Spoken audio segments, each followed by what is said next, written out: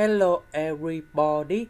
So today I want to talk about calculus. The topic today is about differential equations. So now I want to show you how to answer.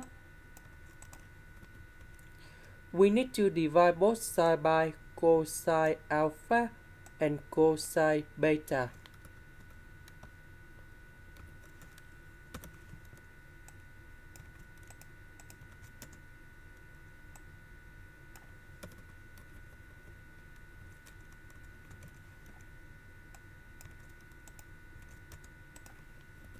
Next, we put the integration for the both sides.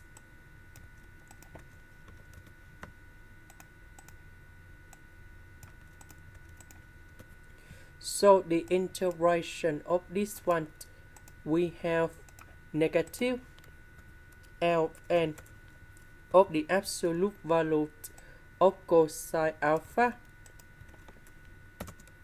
and the second one, negative ln of the absolute value of cosine beta.